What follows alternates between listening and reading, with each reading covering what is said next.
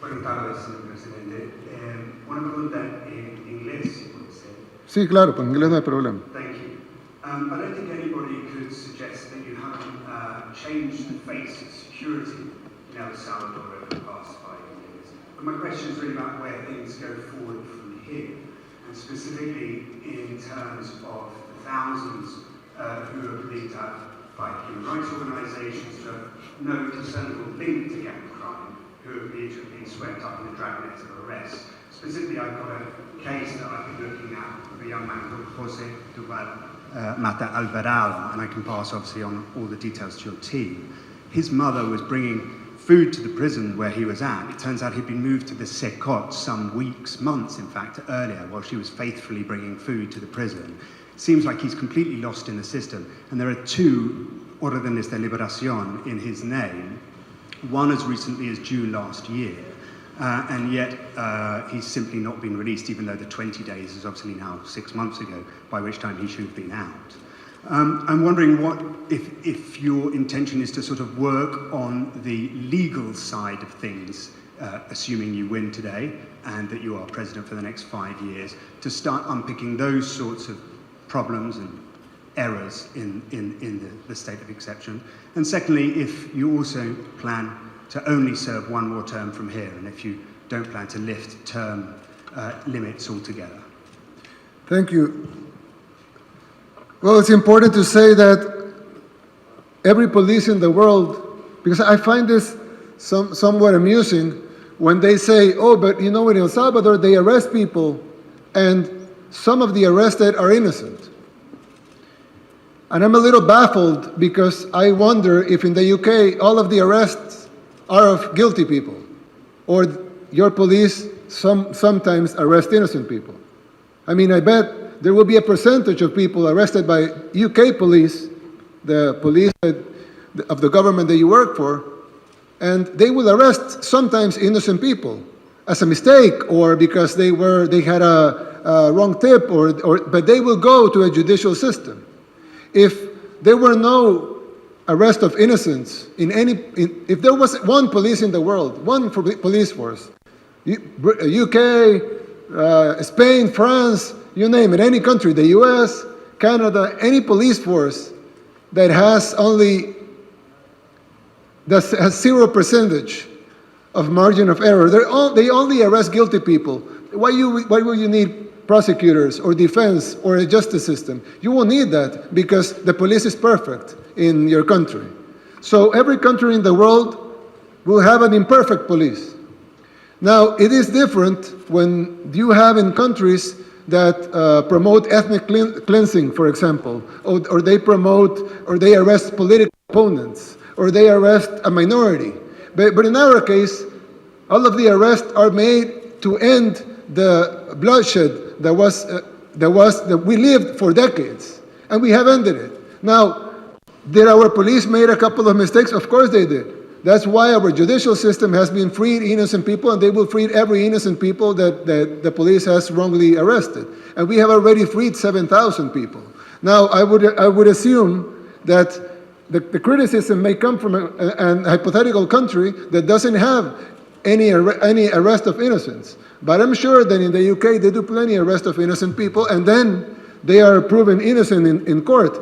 But sometimes, and we have seen a lot of cases in the US, in the UK, in Europe, that they find them that they're innocent 20, 30 years after being convicted because they found some DNA evidence. So what does that mean? That means that you shouldn't arrest criminals? No, it means that police made a mistake and some retributions have to be made to the people that had been arrested wrongfully.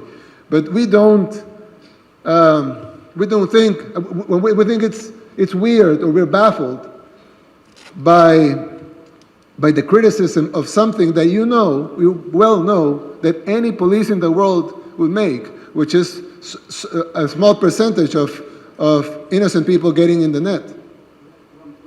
One point on that, of course, yes, though, is that 75,000 people in the space of a year isn't regularly arrested by police anywhere else in the world, and that this is a unique situation with unique powers given to the security forces to make arrests on site according to criteria deemed by them. Yes, of course, because you don't live in the world murder capital. So when you don't live in the world murder capital, it's because you don't have enough murderers to fill a prison like ours. Because the difference is that in the UK is not the world murder capital. El Salvador was, by your own accounts, the world murder capital. So if we have the world murder capital, the most dangerous place in the world, the place in the world with the most murders, why is that? Because we have the place in the world with the biggest amount of murderers.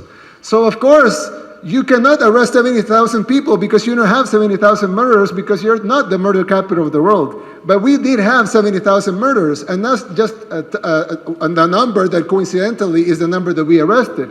Every study made by the World Bank, by the NGOs, by the experts, way before our government established that there were at least 70,000 gang members and 500,000 collaborators.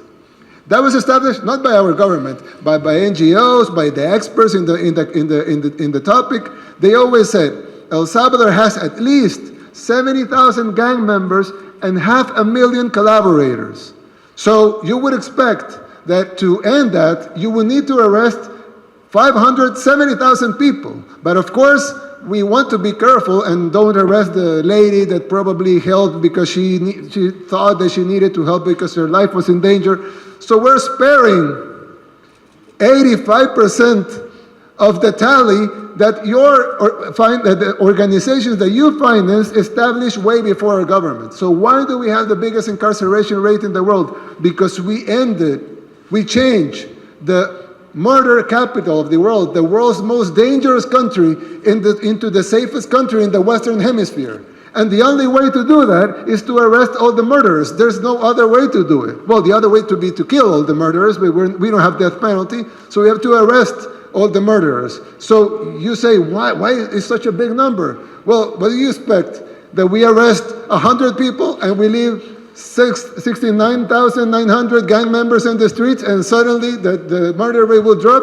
Or do you expect that because we're Salvadorans or something, because we're second-class citizens or something, we have to die? They have to kill our families, they have to kill our children, because your liberal ideas of what a democracy should be have to be respected, and since we're not using your recipe, then we have to be killed, we have to let our children be killed, we have to let the bloodshed to go on for 50 years because of imported policies from your countries, because your countries have lectured us in the 80s, the war. You had a fight with the Soviet Union, had nothing to do with us. What did you do? You financed El Salvador to fight a war between us, between brothers. And we killed each other, and 85,000 Salvadorans died. After that, 1 million displaced. They went to the US, into ghettos. They formed the gangs, then they deport the gangs. Gangs come here. You send us another recipe.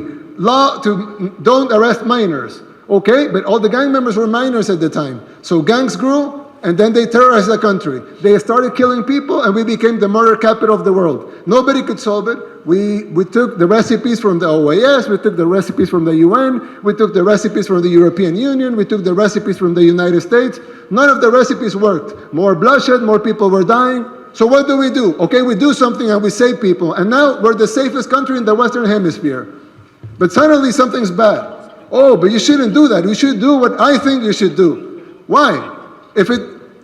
Not only we have the right to do what we think is right, and what the Salvadoran people are going to decide whether or not they want this day in free elections, but also we've proven it works. And you haven't proven that your system works in our country. Might work in yours, I don't know. But it doesn't work in ours. It's like I told one time a member of the European Union, I know you Brexited that, but I told a member of the European Union, you take your best government, choose your best government. I don't know what's the best government in Europe, but you choose your best government.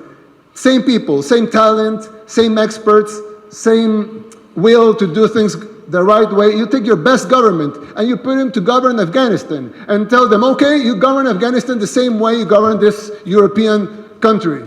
You'll be dead in a week. Because you cannot govern Afghanistan like you govern Europe. So stop trying to make us use your recipes because they don't work here.